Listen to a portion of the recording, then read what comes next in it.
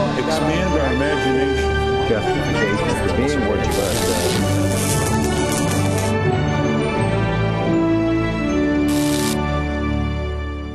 Welcome to Washington Unplugged. I'm John Dickerson. Today we're launching a new regular series with our chief political consultant, Marc Ambinder. Each Monday we're going to take a look at a few political races in this exciting election year. So, Marc, this week we're going to start off with the Senate race in Florida. And the word of the day is payback, and it goes directly to the dynamic of this race. About a year ago, Charlie Crist, governor of Florida, was the GOP golden boy. Why? He'd done a pretty good job as governor of his state. He was fairly popular. Right now, though, he's losing to Marco Rubio, former Florida House Speaker, in the primaries. And one of the main reasons is because people don't think Crist has a political core. Well, today, Rudy Giuliani is campaigning with Marco Rubio. And there's a reason why Rudy Giuliani, former New York mayor, is campaigning with Rubio. And it's because Crist, during the Republican primaries last time, had promised, or allegedly promised Giuliani, but we all know he pretty much promised Giuliani that he'd get the endorsement of Crist, which, as those of you who follow primary history know, went to John McCain instead. Well, and that's because at the time, Crist, who reached out to Democrats, was kind of the darling centrist. He was the darling centrist, and his endorsement helped John McCain win the Republican primary in Florida, and it hurt Rudy Giuliani's presidential ambition so much it pretty much threw him out of the race. Well, that's right. Florida was the place Giuliani went to die. He'd staked it all on Florida, and he was going to come back and throw this big knockout punch. So this race is not so much about moderate versus conservative liberal, because Giuliani's not the most conservative Republican, but it's really about authenticity and fidelity to the Republican Party, and that's where Marco Rubio has a strength. Excellent. All right, let's move on now to the governor's race in Ohio. What's happening there? Well, one thing to note about the governor's races in general this year is you're going to have at least 23 new governors, regardless of party, although probably a lot of them are going to be Republican.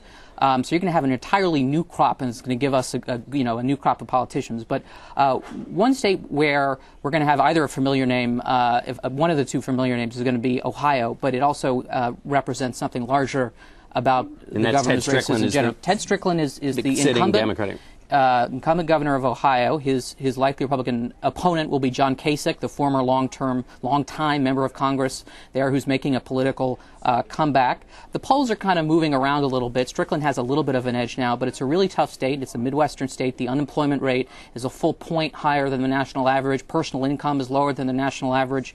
It's going to be a tough state for any incumbent to win, but it indicates, and you see this throughout the Midwest, a lot of incumbent Democrats, for example, Chet Culver in Iowa, simply facing a lot of political peril simply because the economy is so bad. And Ohio used to be a bad state there was a period where it was a terrible state for Republicans. Because the state party was essentially corrupt and had no candidates who weren't tinged to corruption, which is one reason why they went back and found John Kasich, who had retired before all of that began. But whomever wins this state is going to join at least 23, 24, perhaps many as 27 or 28 completely new members of the gubernatorial crop. So essentially what you're seeing in the states this year is a mass turnover and really fertile ground for political superstars in the future. And we see in John Kasich, just as the echoes of the past here, Kasich was one of the darlings of the '94 revolution when Republicans took control and said, we're going to balance the budget. And he was a darling from that era. And very briefly, Strickland was a darling of sort of this early 90s wave of pragmatic, moderate Democratic governors. So if he loses, if Chet Culver loses, you may see the end of that era as well. Excellent. All right, our last race is a fabulous one in Kentucky. This is Senate race. Terribly fascinating. The Republican primary in itself, I think, will demonstrate how salient the Tea Party movement is in terms of Republican primaries, because you have Rand Paul, the son of Ron Paul, a former presidential candidate. Rand Paul is an eye surgeon. He's a social conservative. He's running a very conservative anti-Washington platform against the hand-picked Republican nominee, or the potential Republican nominee, Trey Grayson, who was endorsed by establishment figures like Mitch McConnell, who is sort of the dean of Republicans in Kentucky, and by Dick Cheney. And yet he's losing more and more every day to this young up-and-comer named Rand Paul, who, if conservative Republicans in that state really, for example, knew what Rand Paul thought about foreign policy, they might not be willing to give him that much of a shot. But this will test whether the anti-Washington energy in the Republican Party is, I think, the predominant ideology. And if it happens, if Paul ousts Grayson in this primary, One thing you could do is give either of the two Democrats who are running, Attorney General Jack Conway and the former Lieutenant Governor Dan Mangiardo, a chance to win too. This is a dynamic to watch, whether because of Tea Party support for Republican candidates, whether Republican candidates elected are far, even in a state like Kentucky, are too far to the right to be elected in a general. Right, and Rand Paul being endorsed by Sarah Palin. He was endorsed by Sarah Palin. And even though his father has some issues with the Tea Party movement, the movement in general has really coalesced around Rand Paul, made him one of their own. Let me ask you a final question. What you mentioned is also true of the Florida race, which is to say these bloody Republican primaries, they may create an ideological candidate who's out of the mainstream, but they also sap money. Is that also what's at stake here? They sap money and they bloody up. Rand Paul will emerge from this, but he'll emerge from the primary being, a very decidedly conservative, and again, even in some ways outside the mainstream of the conservative movement, because Rand Paul is an extreme economic libertarian. He's an isolationist in foreign policy, and that's not where the locus of conservative. A little bit less so in Florida, because Marco Rubio was essentially, you're seeing a lot of establishment figures now coming around in favor of Marco Rubio because Crist is just proving a bad candidate. Crist, incidentally, we'll know in about a month or so, may decide to run with no party affiliation, which may make that race even more interesting. All right, Marc Ambinder, thanks so much. Now we're going to move on to Knoller's Nuggets. A Wall Street Journal story last week dubbed our very own White House correspondent Mark Knoller the unofficial White House historian. Of course, any of us who've covered the White House knew that long ago, as we've turned to him for any detail, no matter how small, about the commander-in-chief. He has also found a new audience on the web with over 22,000 followers on Twitter. Mark now joins me from, where else, the White House. And Mark, we're going to start with a piece of tape where the White House press secretary has to turn to you for guidance about his own administration. Second time in a row that Prime Minister Netanyahu has visited and you guys have not had any cameras. Is this just a coincidence? I think over the course, this will be the... Is this the only world leader and now it's twice? No, I think that, well, I don't, you may have better, Mark probably has better statistics on... Well, Juan Carlos, we didn't get a picture of him. Well, what do you have to say about that? So, Mark, I want to ask you just about that clip. The reason it's important, so I should ask you, why is it important that we keep track of how many times the president has been seen in public with Mr. Netanyahu? Well, it came up last week because President Obama was having an evening meeting with Israeli Prime Minister Netanyahu, but there was no press coverage at all inside the White House. We usually get a photo op when a president greets a foreign leader, but there was no photo op. We got Netanyahu's arrival and departure from the West Wing portico, but there was no photo op or press availability by the two leaders. That's very unusual, but it is not unprecedented. There are many leaders that come to the White House that, for reasons best known to them or to the president, they choose not to have a photo op.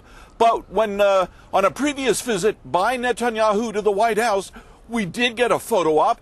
And when President Obama met with Netanyahu and with Palestinian Prime Minister Abbas in New York, make that Palestinian President Abbas, in New York at the United Nations last year, we got a photo op then as well. What it tells us is that the relationship between Obama and Netanyahu is strained at this moment over a continued Israeli building of housing units in East Jerusalem, and for that reason, the White House wasn't anxious to give Netanyahu a photo op with the president. That's right, and so this is the wonderful way in which your record keeping keeps them and us honest and tells us or points us in the direction of where the story might be. I want to ask you, when and how did you start with the record keeping that we all rely on? Well, it was early in the Clinton administration. I remember that Clinton was about to do his second or third or fourth visit to California, and I couldn't remember how many he had done, but there was no denying that California is an incredibly important state to a Democratic president. Without it, he might not have won the presidency. So I said, I need to find out how many times he has been there. And it took me the better part of a day to go back and retrace his steps. From that point forward, I said, I'm just going to keep a contemporaneous log of all of the president's travels. so that the next time he goes to a state, and I want to report how often he had been there before, which certainly reflects the importance a president places on that state. I go to my computer, I open up my list of travels by the president, and I know exactly how often he's been there, what dates he's been there, what he did in those states, and it saves a lot of research that you would otherwise have to do and might not even be able to recreate.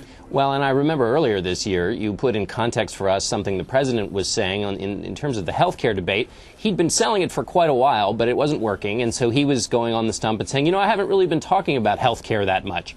And if you were just listening to him, you might have thought, oh, okay, well, maybe he hasn't been. But you stepped in and reminded us that what had taken place before then. Well, the fact that he had done scores of healthcare speeches to this point.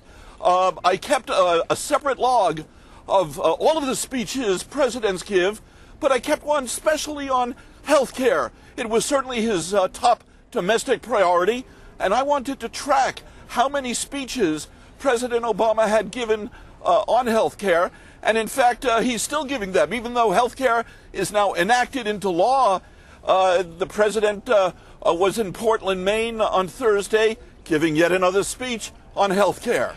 And finally, Mark, I want to ask you about one piece of news today out of the White House. The rocky relationship with the Hamid Karzai is getting ever more rocky. What's the latest on that front? Well, the White House again said today that it finds genuinely troubling comments by Afghanistan President Karzai, who in two recent speeches has been critical of the United States and its allies in Afghanistan, saying they are coming close to being occupiers, saying that the United States wants him to be a puppet government. The White House says these accusations are not true. They don't understand where it's coming from. President Obama was just in Kabul, Afghanistan last weekend, talking face-to-face with Karzai. They got none of this kind of thing, but a few days later, Karzai gave two speeches. So Karzai is supposed to visit the United States in May, and right now, spokesman Robert Gibbs says the visit is still on the schedule, but I can tell you they really don't understand what's gotten into Karzai, and it's possible that this relationship becomes increasingly strained. But there's no denying the United States says it remains committed to help the government in Afghanistan become a democratic government and to defeat the Al-Qaeda and Taliban in Afghanistan. All right, Marc Knoller on the case as usual. Thanks very much, Mark. Thanks, John. Finally, Easter is over, but the White House Easter egg roll takes place today. Thousands of children and their parents will take part in this annual tradition that dates back to 1878. Our Kaylee Hartung was at the event earlier this morning. Take a look. We're here at the annual White House Easter egg roll. Over 200,000 requests were made for tickets to the event, and the White House says they'll have 30,000 guests on the South Lawn today. The First Family has been right in the middle of the action, especially the president. Ready, get set! The theme is Ready, Set, Go, all part of the First Lady's campaign to fight childhood obesity. President Obama read the Dr. Seuss classic Green Eggs and Ham and told the kids, you've got to exercise your brain just like you exercise your body. And we were surprised to learn that the White House is using real hard-boiled eggs for the roll, 14,500 to be exact. And I've got my hands on the official 2010 Easter egg. The eggs have the President and Mrs. Obama's autograph on them. 135,000 of these wooden eggs will be given out today. Thanks for rolling with us here at Washington Unplugged. Join us again tomorrow, right here on CBSNews.com. I'm John Dickerson. Have a great day. We don't expand our imagination. Justification for being what